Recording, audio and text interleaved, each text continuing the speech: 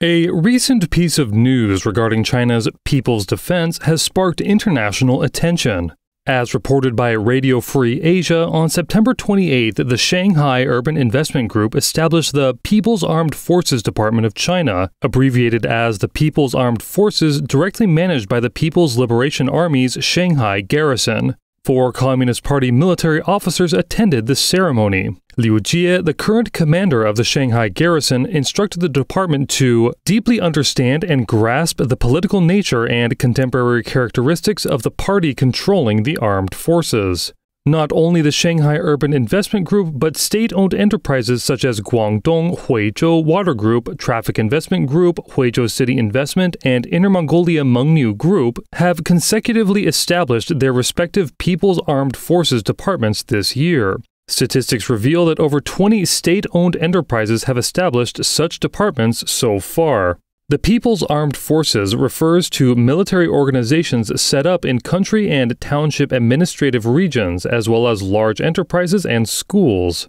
They are primarily responsible for mobilizing and training militias and managing local light weapon warehouses, overseen by the respective local People's Liberation Army garrisons. In simple terms, they are militia organizations within institutions. The resurgence of the People's Armed Forces in China after more than 60 years has spurred international debate. Some experts believe the CCP is preparing for war, warning of a potential imminent conflict across the Taiwan Strait.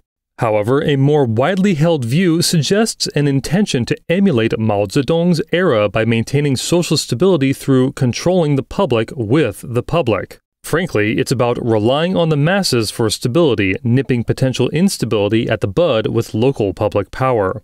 The emergence of such militias may be related to the increase in public dissatisfaction. China's economy, having endured pandemic-related restrictions, did not experience the long-awaited post-pandemic recovery. After the Evergrande debacle, a series of Chinese real estate firms are in crisis, with the financial system and city investment groups facing the domino effect of massive debts. A list of bank loans owed by Evergrande circulated online, noting a debt of about 3 billion yuan to Changzhou Bank, leading to a panic among depositors. Chaotic scenes unfolded as long queues formed at Changzhou Bank branches. Everyone inside Changzhou Bank says it's fine. Then why are there so many people? Why? Please explain. Beyond just anxious bank depositors, Evergrande's collapse has resulted in numerous unfinished properties, leaving countless victims without recourse. In Dazhou County, Dazhou City, Sichuan, the floral forest residential project remains incomplete.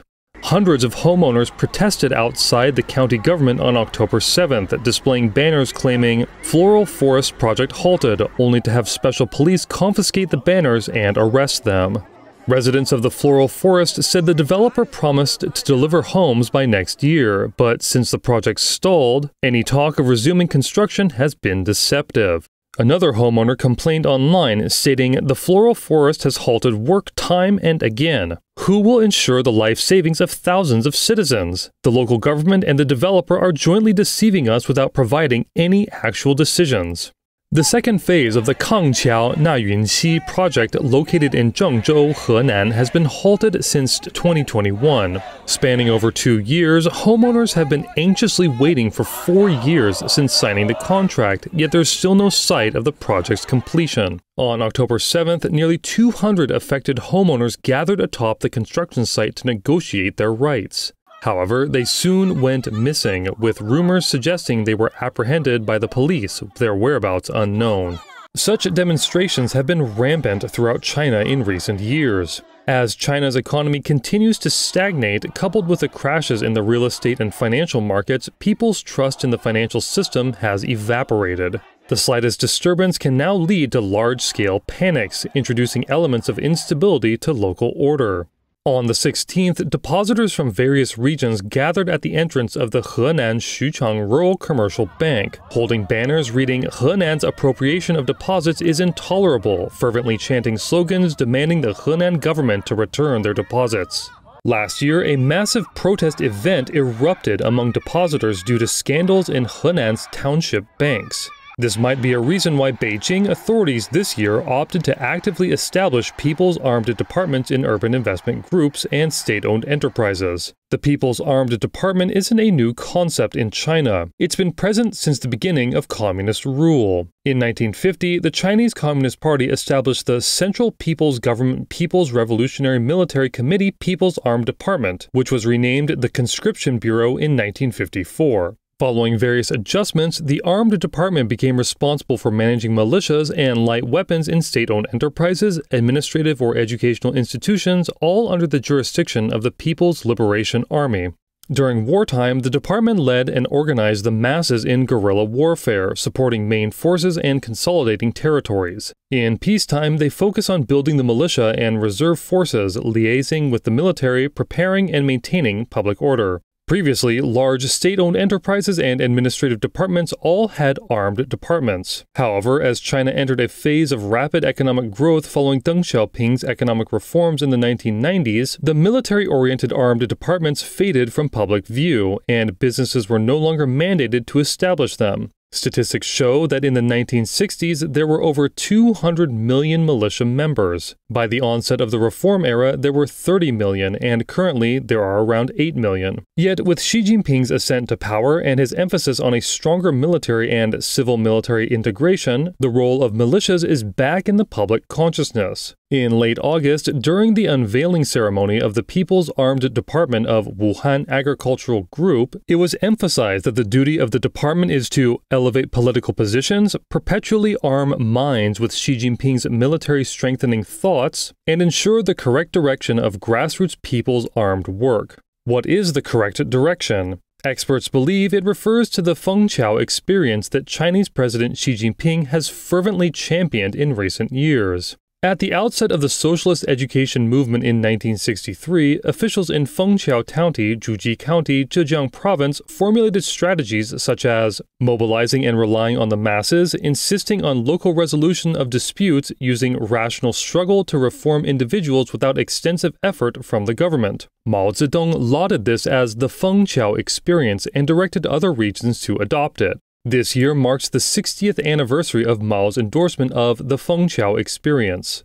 During a visit to the Fengqiao Experience exhibition hall in Zhuji City on September 20th, Xi emphasized the need to uphold and develop the Fengqiao experience in the new era and rely closely on the masses to address problems at the grassroots level and to resolve them at their budding stage. So, what is the Urban Investment Group? It stands for City Construction Investment Group, set up by various local governments to manage the financing of public construction projects in their respective cities. These groups possess no inherent assets. Typically, their investments lie in high-cost, slow recovery, or even loss-making public infrastructures. Their primary revenue sources are bank loans, bond issuances, and land development projects provided by local governments. Shanghai's Urban Investment Group, established in 1991, was the first of its kind in China. During periods of rapid development, construction, real estate development, and bank lending heavily relied on these investment groups. However, after the recent Evergrande crisis, there has been a chain reaction of crises among Chinese real estate firms, leaving banks, financial systems, and city investment groups on edge. Beyond these investment groups, various state-owned enterprises and even private firms like Mengniu Group are rapidly establishing their own People's Armed Forces departments. From this perspective, the governed by the masses stability maintenance approach isn't only targeted at urban investment debt crises. In the future, these units might also handle labor disputes like unemployment, layoffs, and irregular wage payments, or even address protests from victims of stalled construction projects. Reliance on popular force to maintain social order was a tactic that saw success in Mao Zedong's era. Now, Xi Jinping seeks to replicate this model. Netizens criticize it, pointing out that the People's Armed Forces are aimed not at external enemies but at Chinese citizens.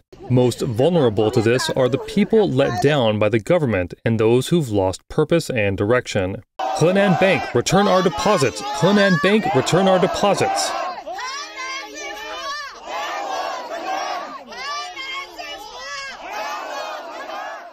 Apart from stability maintenance functions, experts analyze that the revival of the People's Armed Forces under Xi Jinping's leadership indicates China's transition to a comprehensive militarization, evolving into a garrison state. Civil-military integration is considered a key strategy by Xi Jinping. This encompasses cooperation and coordinated development in defense technology, talent cultivation, education, and training. Besides expanding the People's Armed Forces to handle militia training late last year, many regions in China began to see the establishment of a new entity called the National Defense Mobilization Office. In December 2022, major provinces and cities like Beijing, Shanghai, Shandong, Fujian, Wuhan, Hunan, Sichuan, Hebei, Inner Mongolia, Tibet, and even remote counties established their National Defense Mobilization Offices in a short span, holding high-profile unveiling ceremonies. The National Defense Mobilization Office, managed by the National Development and Reform Commission, oversees key functions including economic mobilization, civil air defense, transport wartime readiness, equipment mobilization, technological mobilization, information mobilization, planning, and implementation. Its primary objective is to strengthen national defense mobilization and build up reserve forces. Experts suggest that the establishment of the National Defense Mobilization Office is primarily to enhance the ability to transition from peacetime to wartime and to reinforce central control over local conscription and mobilization. Some analyses also propose that this move serves to bolster nationalistic sentiments among the citizenry, acting as a diversionary tactic during periods of regime instability. Dean Chung, senior advisor on China at the U.S. Institute of Peace, USIP, explored why the National Defense Mobilization Office falls under the jurisdiction of the Development and Reform Commission. He mentioned that defense mobilization is not purely a military activity. Transforming civilian enterprises and assets into military capabilities also classifies as a civil activity. Chung believes that the National Defense Mobilization Office, as part of the entire Defense Mobilization Committee, is responsible for converting potential strength, channeling domestic economic resources into tangible military power, and offering substantial support to the PLA. In an interview with Voice of America, Han Li, a former East Asia Defense Intelligence official at the U.S. Defense Intelligence Agency, stated that both the People's Armed Forces Departments and the National Defense Mobilization Office are facets of the CCP's civil-military fusion strategy. The focus lies in bridging the grassroots as an interface between military requirements and civilian resources. Li said, over the past years, this policy has been termed Civil-Military Fusion, CMF. But it's an old principle that can be traced back to the early days of the Chinese Communist movement. From its inception, whenever the CCP took control of a territory, it sought to leverage civilian resources to support the military. The concept of civil-military fusion has been widely discussed in recent years, emphasizing synchronized collaboration between defense technology and the civilian sector under the CCP's direction. In fact, historically, under the CCP's leadership, many of China's industries originated from military developments, with dual-use technology being commonplace. However, Xi Jinping's declaration during the 2015 two sessions of the CCP, positioning civil-military integration as a national strategy, marked the term's significance as a crucial industry and technological strategy for the CCP's expansionist ambitions. In 2017, Xi Jinping presided over the Central Civil-Military Integration Development Committee and personally assumed its directorship, underlining the paramount importance he planned on the strategic directive. During its inaugural meeting, he emphasized that civil-military integration is a major move to gain a strategic advantage for the nation. Last year, within the top 20 leadership arrangements of the Chinese Communist Party, Xi Jinping notably promoted individuals with military-industrial backgrounds. This move underscores his aspiration for China to actualize a military-industrial complex by merging the defense industry with the civilian economy to stimulate economic growth and enhance military prowess. In Xi's words, it's about making China the center of the world stage. Western countries are growing concerned that, given Beijing's accelerated drive towards a civil-military fusion strategy, the pace of advancements in Chinese military technology could intensify.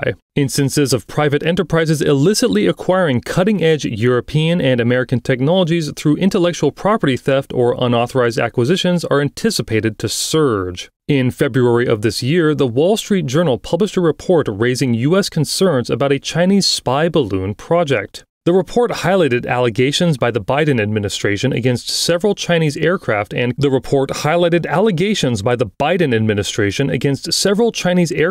component manufacturers involved in China's espionage balloon project. The project utilizes balloons for maritime surveillance and intelligence gathering, especially in the South China Sea. These balloons are equipped with surveillance devices intended for collecting military information and monitoring neighboring countries' military assets. The implicated manufacturers include the Helgesman Aerospace Technology Group and the drone manufacturer Guangzhou Tianhaixiang Aerospace Technology. The U.S. government contends that they are deeply engaged in China's civil-military fusion initiative and collaborate with the military. Helgesman even once proclaimed itself as one of the benchmark enterprises for domestic civil-military integration. Washington is wary that American goods or technologies sold via civilian supply chains could be repurposed to aid the CCP's military development. Consequently, in February, the U.S. Department of Justice and the Department of Commerce announced the establishment of disruptive technology task forces in 12 cities. These task forces will enforce relevant laws to protect advanced technologies from being illicitly acquired and exploited by adversarial nations, which, according to the Biden administration, include China, Iran, Russia, and North Korea.